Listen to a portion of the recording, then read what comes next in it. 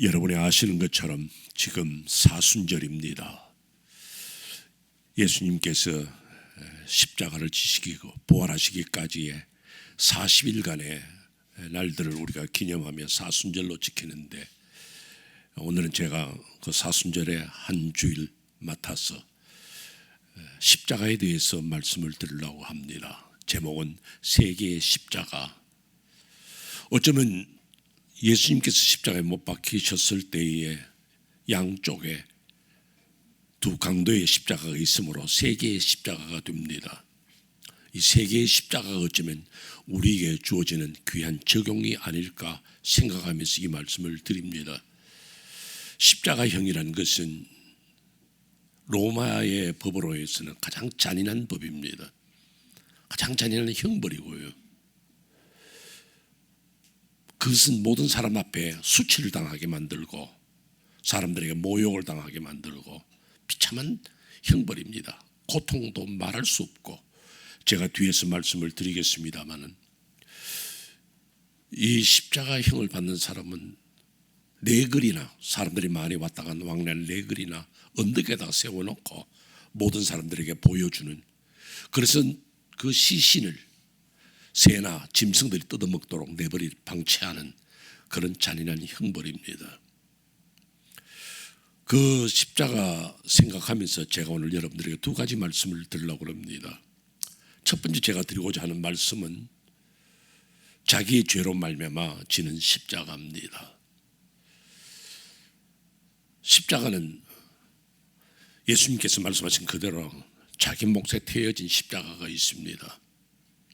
그런데 우리가 가장 먼저 생각해야 되는 것은 뭐냐면, 자기의 죄로 말미암아 주어지는 십자가, 죄 때문에, 죄값으로,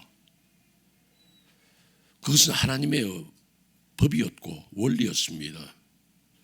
네가 선악과를 과를 따먹는 날에는 정령 죽으리라는 그 말씀, 그렇기 때문에 죄값을 받는 거죠. 사람은 누구든지 죄를 지으면 벌을 받고 망하게 됩니다. 그 죄값을 받아서 강도들이 십자가에 달립니다. 왜 강도가 되었느냐? 성경이 말씀하지 않기 때문에 우리는 모릅니다. 그러나 우리 짐작으로 너무 가난해서 그런지, 아니면 헤로드의 학정에 힘들었는지, 아니면 로마의 식민지의 국가로 사는 것이 어려웠는지 이유는 모릅니다. 그러나 현실적으로는 강도가 되었다는 사실이고 그들은 형벌을 받았습니다. 그런데 그 형벌을 받은 그들을 보면서 저들이 어떤 모습을 가졌느냐?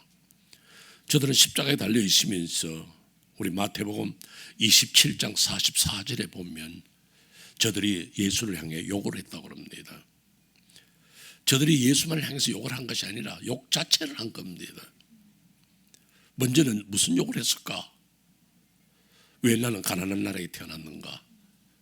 왜 우리는 이렇게 살아야 됐는가? 내가 강도가 되고 싶어 됐느냐? 세상이 그렇게 나를 만들었지. 그래서 세상을 욕하고 저주하고 원망했던 것, 그것이 저들의 모습이 아니었을까 생각을 합니다. 사실상 그렇게도 할 수 있습니다. 왜 우리는 이렇게 태어났는가? 왜 우리는 이렇게 가난한 나라에, 남의 나라에 속국이 되어서 살아야 했는가? 그런 원망과 불평이 그들에게 있었지 않겠느냐, 그런 생각을 능히 합니다. 이것은 꼭 이런 강도들만 아니라 우리들의 삶 속에도 그 죄의 뿌리가 우리를 항상 원망하고 불평하게 만듭니다. 살다 보면 내게 맞지 않는 것이 있습니다. 여러분, 우리가 신문지상에서 볼 때에 어떤 사람이 도둑질을 했다, 강도질을 했다, 악한 짓을 했다 할 때 그들 나름대로 이유가 있죠. 그러나 그것이 답은 아님에도 불구하고 사람들은 그러한 것을 찾고 그런 것에서 해답을 얻으려고 합니다. 그런 강도질이나 악한 짓을 안 한다 할지라도 인간의 마음속에는, 또 성도들의 마음속에는 그런 어떤 원망과 불평이 늘 가득합니다. 왜 우리 이런 가정에 태어나서 이런 식으로밖에 못 사느냐? 왜 우리 아버지는 나에게 좋은 유산을 못 남겨줬느냐? 왜 나는 하필이면 남의 나라에 와서 사느냐? 막 이런저런 이야기. 지난번에도 제가 말씀드렸지만 어떤 사람은 금수저로 태어나는데 나는 이게 뭐냐 이거죠. 그러니까 인간이 이렇게 생각을 해보면요, 원망과 불평은 사람들에게서 떠나지를 않습니다. 그거는 신앙생활하는 사람도 마찬가지예요. 어떤 사람이 참 그 원망을 잘하고 불평이 많은 사람이 있었어요. 그 옆에 있는 분들이 이야기를 했습니다. 당신 수도원에 가서 좀 수도를 좀 해봐라. 그러면 당신이 좀 나아지겠느냐. 수도를 해봐라. 또 생각해보면 그럴듯해서 그럼 내가 한번 수도원에 한번 들어가 보지. 수도원 원장이 그를 만나보고 난 다음에 그럼 내가 방을 하나 정해줄 테니까 여기에서 머물라. 그래서 이제 먹는 것 주고 그냥 재우고 그냥 3년을 지냈어요. 3년을 지나고 난 다음에 만났습니다. 원장이. 그동안 뭐 좀 깨달은 게 있냐 하니까 잠자리가 너무 불편합디다 그래요. 3년 동안 생각이 그거밖에 안 돼. 다시 들어가. 또 3년을 지냈습니다. 먹을 것 주고 재워주고. 3년 만에, 그 6년 만에 만났어요. 이젠 좀 어떠냐 그러니까 음식이 형편없습니다 그래요. 안 돼. 들어가. 그래서 또 들어갔습니다. 3년 뒤에 나왔습니다. 이제 9년이 지난 거예요. 이제 좀 어떻더냐 그러니까 너무 춥습디다 그래요. 3년을 있든 6년을 있든 인간의 마음속 밑바닥에는 항상 원망과 불평. 우리가 기도 생활하고 은혜 받고 말씀 듣고 바로 살겠습니다 하다가도 조금 내려가다 보면 계단에서 넘어질 뻔했습니다. 계단을 이렇게 만들었어? 그럼 원망 나오죠. 미끄러질 뻔했습니다. 왜 여기 소금을 안 뿌렸어? 그것이 인간이에요. 인간의 어떤 원망과 불평을 가질 때에 그 속에서부터 그것이 죄로 형성되면서 우리로 하여금 죄값을 받게 만드는 것. 오늘 제가 여러분들에게 강조해서 말씀드리고 싶은 것은 우리가 어떤 십자가를 질 때 이것이 그냥 우연히 온 것이 아니라 혹은 내 죄 때문이 아니었을까, 나 자신을 돌아보는 계기가 되어야 한다, 그 말씀입니다. 그러면서 제가 이 강도들 가운데 또 하나의 강도를 여러분에게 말씀을 드립니다. 목사님들은 설교하시면서 오른쪽 강도라고 그러는데 오른쪽 강도인지 왼쪽 강도인지를 몰라요. 그냥 그 중에 한 강도는 처음엔 예수님 같이 욕했습니다. 마태복음 27장 44절 그 말씀이에요. 왜요? 예수 당신 말이야. 우리에게 뭐라고 말했어? 내가 소문 들으니까 천국이 임했다 그래. 이게 천국이야? 천국은커녕 당신도 십자가에 못 박혀 죽네. 같이 침을 뱉고 욕을 했단 말이에요. 근데 한 강도는 같이 욕하다가 이제 그 삶의 마지막에 딱 다다를 때에 자신을 돌아보는 거죠. 내가 예수를 말하기 전에 나는 어떤 존재였느냐 이거죠. 예수는 천국이 임한다 그러고 하나님의 나라 이야기했지 우리처럼 강도짓 하는 사람은 아니야. 자기는 볼 때에 우리는 죄를 지은 게 많아. 그래서 옆에 사람 보고 말하지요. 당신과 나는 죄가 많아. 행한 짓이 있지 않나.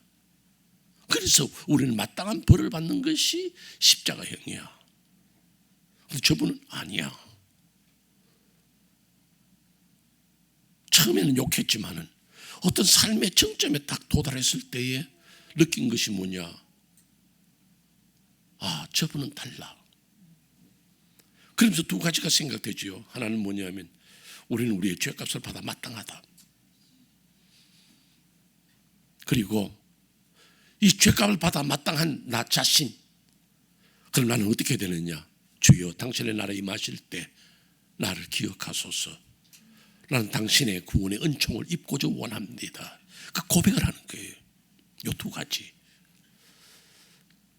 여러분의 인생을 살다가 어려운 일은 똑같습니다. 지금 여기서 말씀을 전하는 목사는 어려운 일 없는 것 같아요.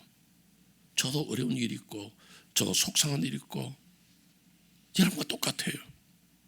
그럼 우리 신앙인들이 가져야 할 신앙의 자세는 하나 이거 있어요. 뭐냐면 어떤 어려움을 당하고 내가 십자가를 짓는다, 나는 너무 고통스럽다 말할 때에 나는 나를 생각해 봤냐 이거예요. 우리는 언제나 남을 먼저 생각합니다. 부모가 잘못했어요. 남편이 잘못했기 때문에 아내가 잘못했기 때문에 내가 이 지경에 이르지, 아니었으면, 내가 결혼만 안 했으면 난 괜찮아. 그런 식으로 남을 원망할 때가 많이 있습니다. 그러나 여러분이 삶을 살다가 이게 십자가인데 너무 고통스럽다, 견딜 수 없다 할 때에 내가 내 자신을 생각해 봤냐 이거예요. 그럼 나는 잘했느냐 이거예요. 나는 하나님 앞에 온전히 살았냐 이거예요. 언제나 우리는 남을 먼저 생각을 합니다. 부모 때문에, 형제 때문에, 남편 때문에, 자식 때문에. 그러나 먼저는 나는 하나님을 온전히 살았는가. 그것이 신앙자의 가장 기본적인 자세가 아닐까. 어떤 고통의 절정에 이르렀습니다. 나도 십자가에서 죽겠다 말한 그 순간에 내 자신이 생각해야 되는 것은 무엇이냐면, 나는 하나님을 온전히 했느냐. 어쩌면 이 세 개의 십자가 가운데서 먼저 우리는 이 두 번째 십자가에서 큰 이 포커스, 핵심을 맞춰야 됩니다. 나는 하나님을 어떻게 살았느냐. 내가 원망하고 싶은 것도 많고 속상한 것도 많지만은, 그러나 그 상대를 대해서, 그들에 대해서 나는 어떤 자세를 가지고 살았더냐. 나는 정말 그리스도인답게 살았느냐. 예수 안 믿었다면 몰라도 내가 예수를 알고 예수 안에서 산다면 나는 이런 태도를 취할 수는 없지. 주여 나를 용서하소서. 그렇게 회개 단계로 들어가야 이것이 신앙의 길이란 말이에요. 우리는 그러지 아니하고 이 절정에 이르렀어도 항상 그 원망과 불평이 사라지지 않는다면 그리스도인의 삶은 아니라는 겁니다. 그리스도인의 삶이라는 것은 적어도 어려운 상황 속에서 나를 돌아보며 나는 하나님 앞에서, 내가 원망하고 싶은 남편 앞에서 내가 잘했느냐, 내 부모 앞에서 나는 온전하게 살았느냐. 그러지 못했다면 주님 나를 용서하여 주시고 나로 하여금 다시금 새롭게 살게 하여 주십시오. 그렇게 할 때 십자가를 지고 가는 여러분들의 어깨를 주께서 붙들어 주실 줄로 믿습니다. 저는 그런 이야기를 읽은 적이 있습니다. 중국의 한 선원인데 이 잘못된 성생활을 하다가 그 무서운 병 에이즈에 걸렸습니다. 뭐 자기가 들어서도 알고 의사들에게 물어보니까 끝이라는 거죠. 그러니까 자기 마음에 무슨 생각이 들었냐면, 세상이 나를 버렸다. 세상이 나를 버렸다 생각을 해. 이게 그렇게 분한 거예요. 좋다, 나 죽는다. 내 죽기 전에 나도 몇 놈을 죽이고 나도 죽는다.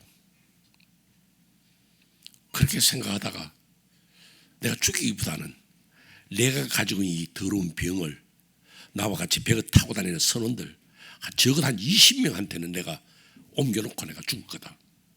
그런 악한 마음을 가졌습니다. 그러다가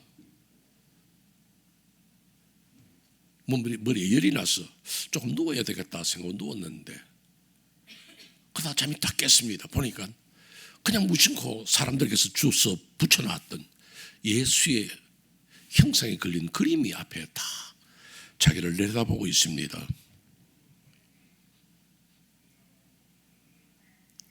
그 그림 속에 예수 그리스도가 아무 말 안 합니다. 그런데 그를 내려다보고 있습니다. 그 예수를 바라보면서 갑자기 이런 생각이 들었습니다. 내가 무슨 생각을 하고 있지? 내가 왜 남의 가정을 깨뜨리려고? 내가 에이즈를 넘겨주겠다고 생각했던 그 20명에게도 아들이 있고 부모가 있고 아내가 있을 것인데 내가 어떻게 그렇게 악한 생각을 하고 있지? 그러면서 돌이켰다는 거죠. 어떤 순간에 이르러서 나는 어떤 존재고 내가 무슨 생각을 하고 이런 마음들, 악한 마음들을 품고 있냐를 생각할 줄 아는 사람.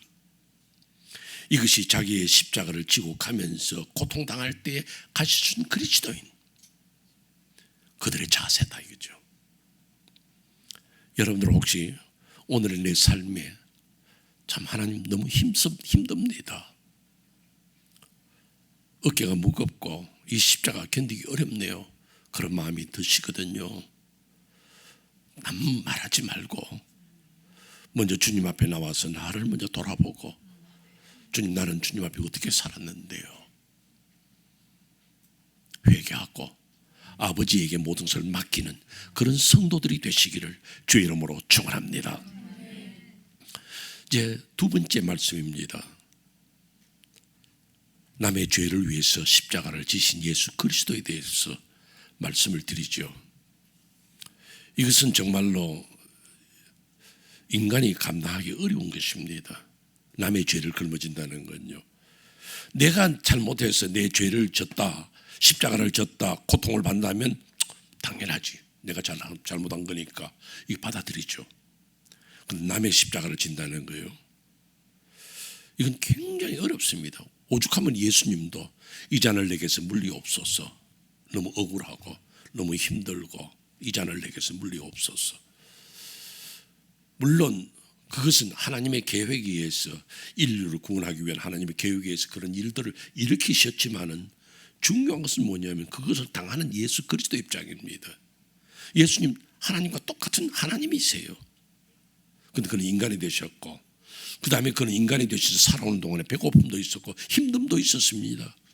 그런데 마지막에 십자가를 지는 겁니다. 그런데 이 십자가가 얼마나 힘들다는 걸 주님 압니다. 가장 무서운 형벌이거든요. 그런데 예수님이 십자가 지신 그 과정을 볼 때 그 형벌이 여러분 한번 상상을 해보세요.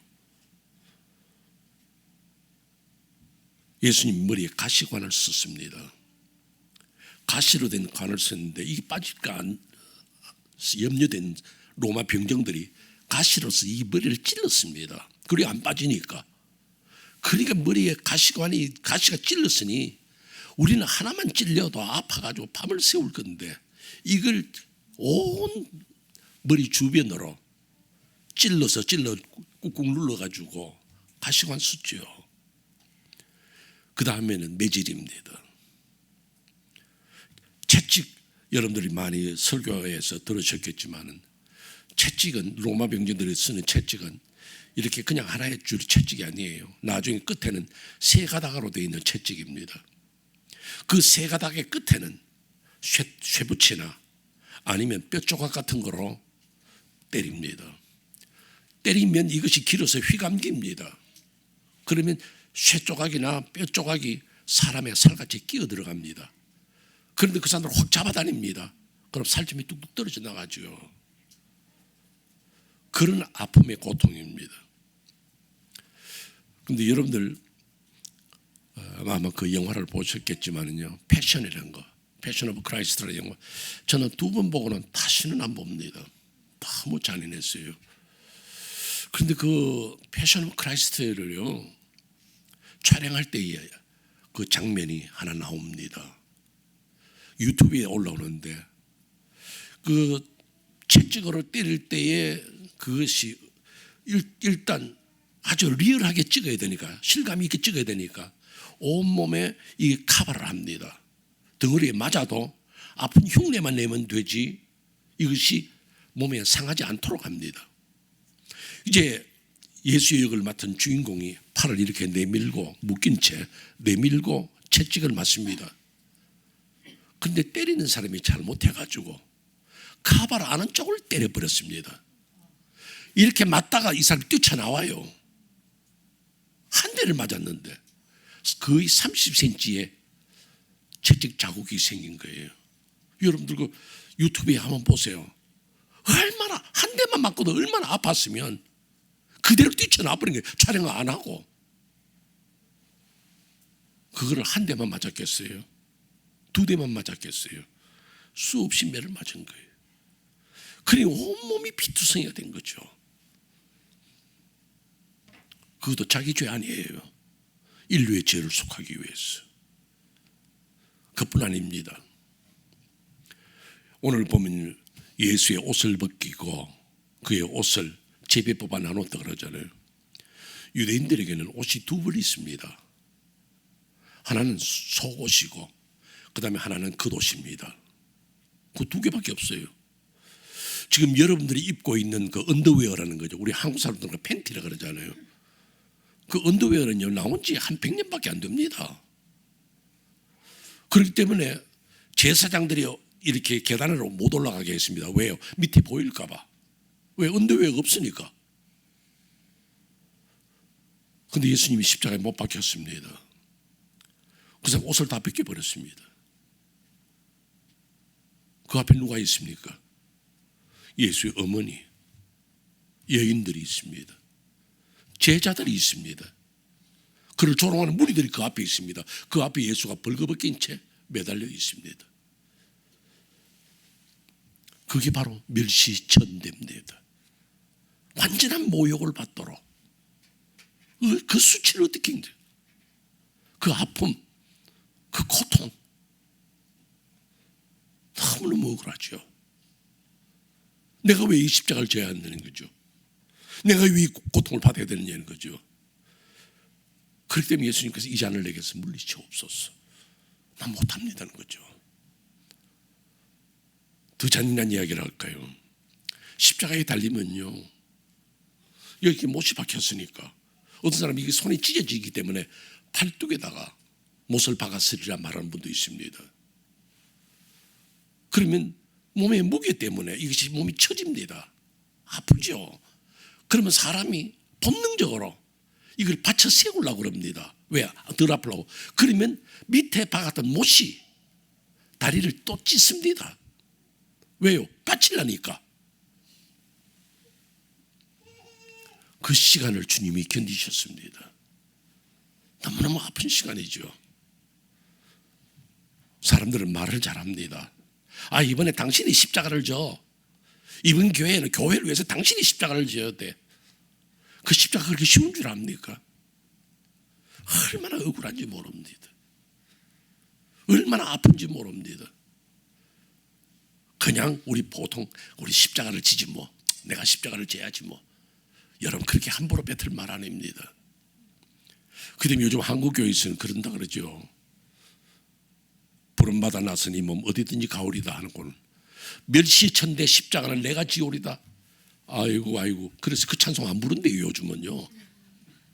아골골짝 빈들에도 복음 들고 가오리다 안 불러요. 왜? 난 거짓말이길 바랍니다.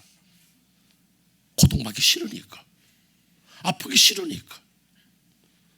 왜 내가 남의 죄를 대신해서 억울하게 이 십자가를 져야 되느냐? 이게 싫은 거예요. 나는 교회 가서 아무 말 안 했는데 사람들이 나 때문에 이 문제가 터졌대요. 나는 전화 한 번 한 적 없습니다. 카톡 한 번 보낸 적 없는데 나보고 책임을 지래요. 어떤 사람은 나보고 말합니다. 당신은 우리 교회 안 맞는 사람이야. 당신 우리 교회 오지 마. 이런 말을 들을 수도 있습니다. 나는 어떤 글을 읽다가 참 놀라운 이야기를 할까요? 예배를 마치고 나가는데 어떤 분이 악수하면서 손에 뭔가 딱 쥐어주더래요. 그래서 이게 뭔가 싶어서 쥐고 있다가 성도들이 다 가고 난 다음에 그 쪽지를 펼치니까요, 그걸 설교라고 해. 그걸 메모로 남겨주더라는 거예요. 얼마나 목사님이 스트레스를 받겠어요.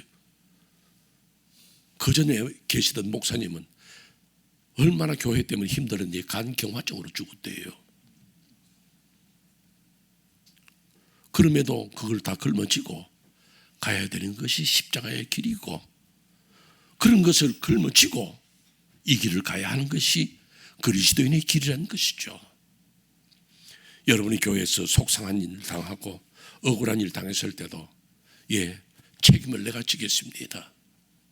아무 말하지 아니하고 매달리고 멸시와 천대 고통을 받으면서도 갈 수 있는 성도, 여러분 그 길 갈 수 있겠습니까? 실화입니다. 1899년에 프랑스의 뒤물린이라는 신부가 있었어요. 성당을 건축하려고 하니까 돈이 없어서 날마다 이곳 성도들 신방 댕기면서 헌금을 모으러 다닙니다. 그런데 자기가 나간 사이에 어떤 할머니가 찾아왔어요. 할머니가 찾아와서 내가 이 생 모은 돈인데 성전 건축에 서달라. 신부님 어디 가셨느냐 그러니까 신부님 나가 안 계신다. 성전 문지기가 말했어. 그러면 신부님이 오시면 내가 이 헌금을 두고 간다고 그렇게 전해달라. 그런데 성전 문지기가 딱 보니까요, 돈이 엄청난 돈이야. 그 돈에 탐이 났죠. 그래서 자기가 가지고 있던 흉기로 그 할머니를 죽여버렸습니다. 죽이고는 시체를 방치하고 조금 있다가 신부가 들어왔습니다. 아무 말 하지 않고 제가 고해성사 할 게 있습니다. 그럼 신부님 들어오라. 고해성사 받았습니다. 내가 아무개 할머니가 돈을 가져왔는데 죽였습니다. 어떻게 할까요? 그 신부님 뭐라 그러겠어요? 가서 경찰서에 자수해라. 그 사람 자수했겠어요? 자수도 안 하고 돈 들고 그냥 튀어버렸습니다. 근데 그 사람이 숨겨놓은 흉기가 이 신부님의 서랍에 있었습니다. 경찰이 수사하다가 신부님의 서랍에 있는 흉기를 보고 범인이라고 그랬습니다. 딱 한마디만 하면 됩니다. 나 아닙니다. 그놈입니다. 그러면 되는데 그는 하나님과의 약속이 있습니다. 고해 성사받은 건 누구에게 말할 수 없다는 거. 그럼 범인이 됐죠. 그러니까 이 언론계에서 떠들고 사회가 떠들썩하고 천주 교단에서도 떠들썩해서 결국에는 신부도 잘리고 사회에서 지탄받는 불의한 신부가 되어서 25년 형을 받고 악마의 섬에 유배가 됐습니다. 악마의 섬은 여러분들 아시는 빠삐용이라는 그 영화가 나왔던 그 섬이에요. 거기서 중노동을 하면서 또 같은 죄수들 가운데도 저게 가짜, 저게 살인자 신부다. 그런 모욕을 받으면서 세상을 지냈습니다. 거의 25년이 다 돼가는데 어떤 사람이 빈민촌에 있으면서 유언장을 하나 써놓고 죽었습니다. 그 유언에는 25년 전에 내가 아무개를 죽이고 난 달아났고 그 돈 다 쓰고 탕진했는데 실제로는 그 범인은 나였다고 고백을 했습니다. 세월 다 지나간 다음에 그 신분이 풀려났지요. 아무것도 없었습니다. 그러나 그 억울한 길을 그는 하나님과의 약속 때문에 그 길을 갔다는 거죠. 오늘 여러분들 세 개의 십자가를 여러분에게 소개해 드렸습니다. 사순절이 그냥 오는 것이 아니라 주님의 십자가를 그냥 바라보는 것이 아니라 내가 가지고 있는 십자가와 비교하면서 나는 과연 하나님 앞에 어떻게 살았느냐 생각할 수 있고 주님의 십자가를 바라보면서 나도 그 십자가를 지고 따라갈 수 있겠느냐. 정말 때로는 목사님의 손을 잡고 목사님 나 참 억울해요. 친구들 보고 나 참 억울하다. 그 말하고 싶어도 묵묵히 십자가를 지고 그리스도를 따라가는 성도들이 바로 우리 두란노 교회의 성도들이 되시기를 주의 이름으로 축원합니다.